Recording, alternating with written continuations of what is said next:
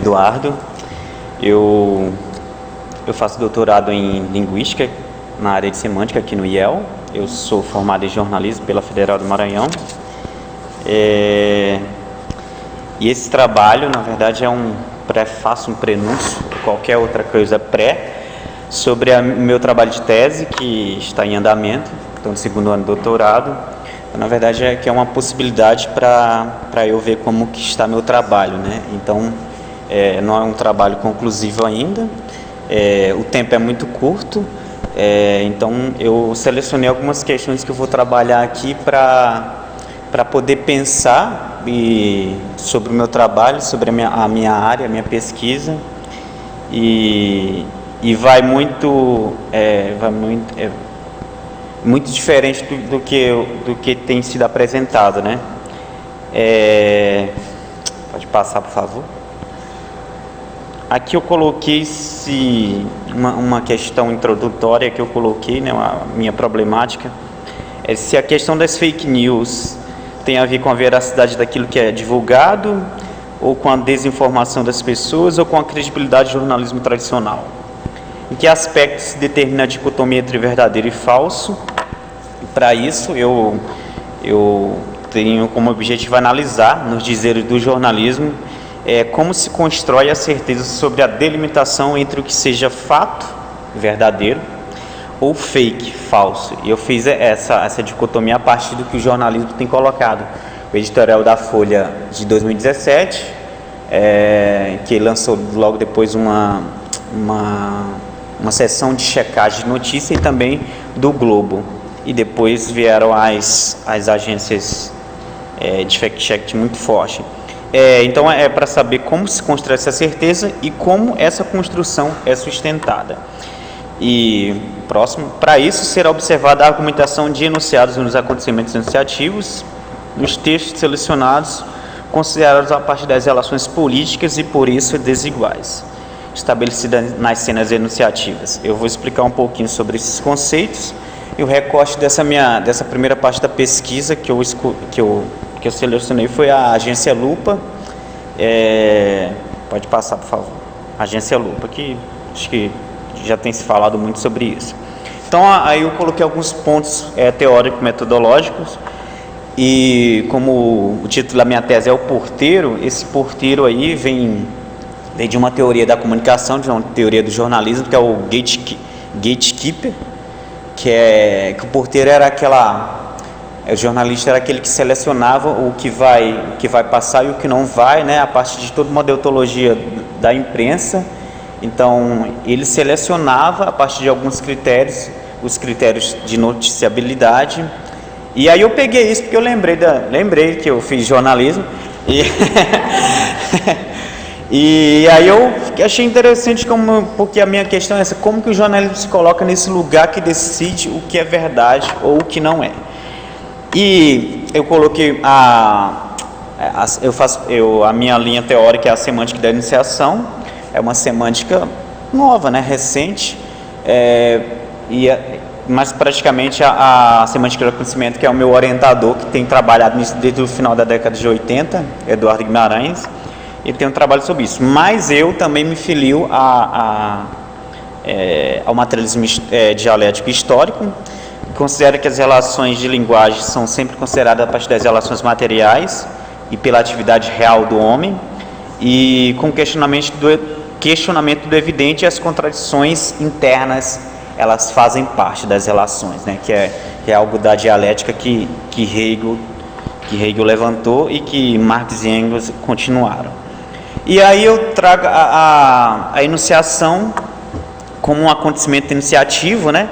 E aí a enunciação, quando a gente pensa em enunciação, eu trago a partir do que Benveniste coloca, que falar em enunciação é pensar sobre o modo pelo qual, isso é uma fala minha, falar de enunciação é pensar sobre o modo pelo qual a subjetividade é produzida na linguagem e atenta para o fato de que a produção de sentido se dá na enunciação. Então a enunciação é esse lugar de encontro do homem com a linguagem na história.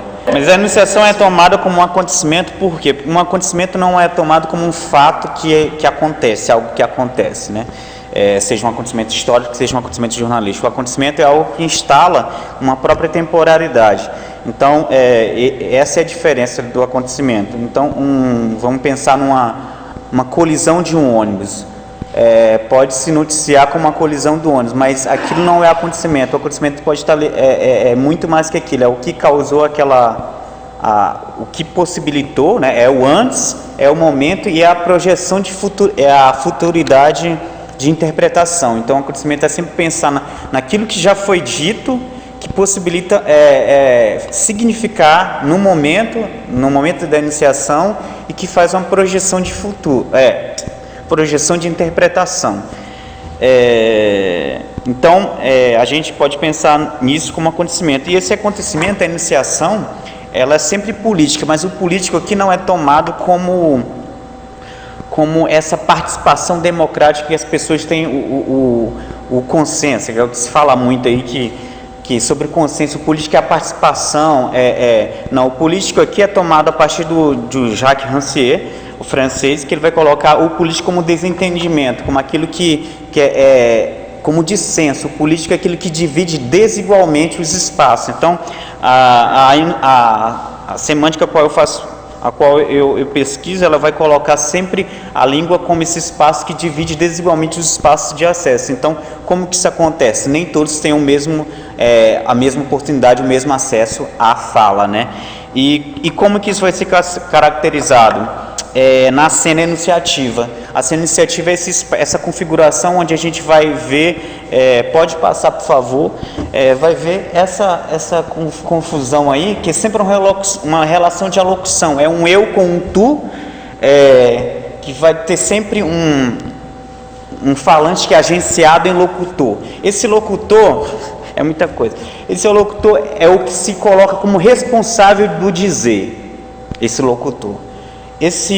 O locutário é o correlato, é aquele a quem ele se dirige, né? O alocutor X é o que? É o lugar social de onde fala. Então, quando o falante é agenciado em locutor, ele sempre fala de um lugar social.